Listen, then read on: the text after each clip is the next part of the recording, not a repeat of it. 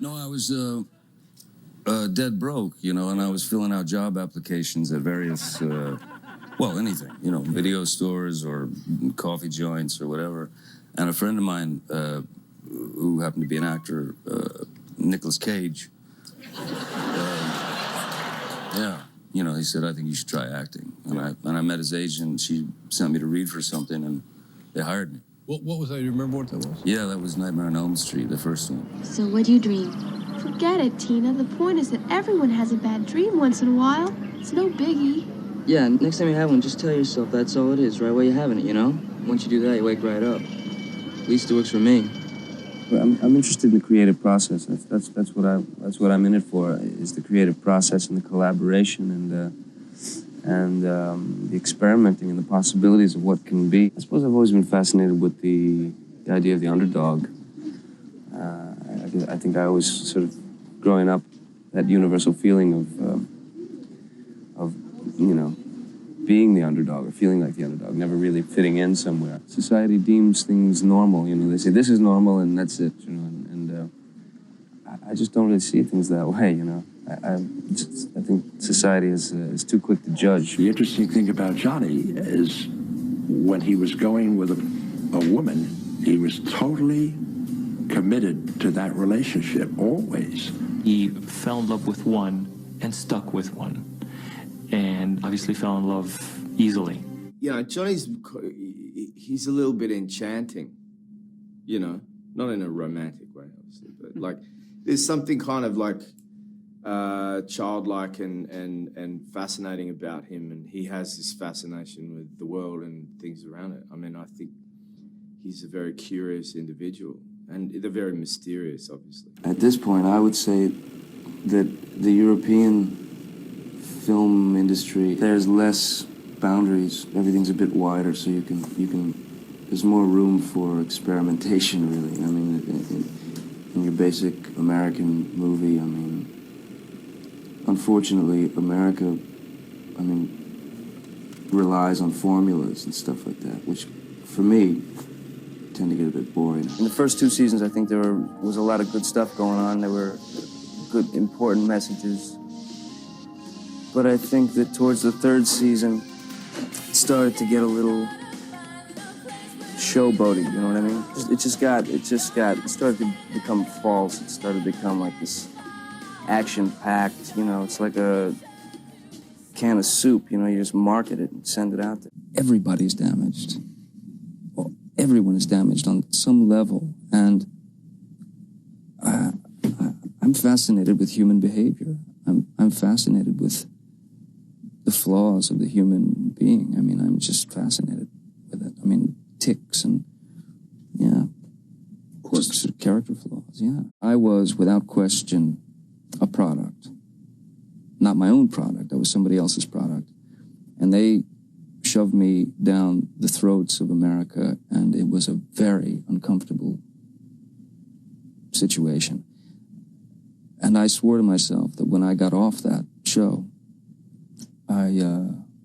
I would do what I wanted, the way I wanted to do it.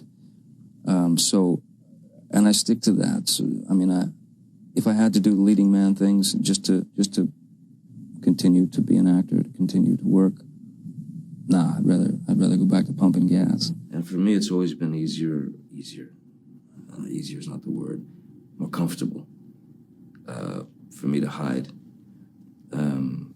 in a character. It's always more difficult when you're playing something that's closer to you, I think. Are you a little bit shy, you think? Or? I'm very shy. Yeah. Yeah, no, if I can be accused of anything at all, I'm not the most outgoing and boisterous of people. I was always somewhat perturbed at the idea of Tonto being a sidekick. Take a look at this. This is Rolling Stone magazine, but there you are. There he is. Yeah. There he is. And take a look at this. You know this photograph. Yeah, that was the inspiration. That was the inspiration.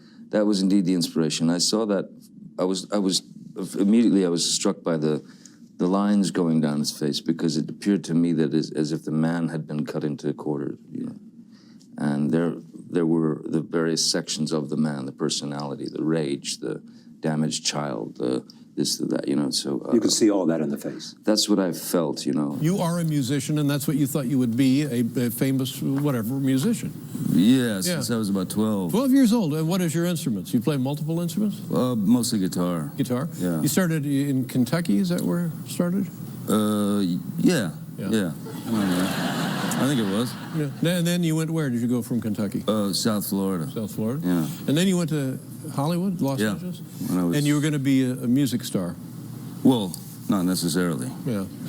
But you wanted to pursue I was going to be a music. guitar player. Going to be a guitar player. Yeah. And where did you see yourself as a guitar player? As like a really good, like a studio guy, a Not solo particularly act? good, no. Not good. No.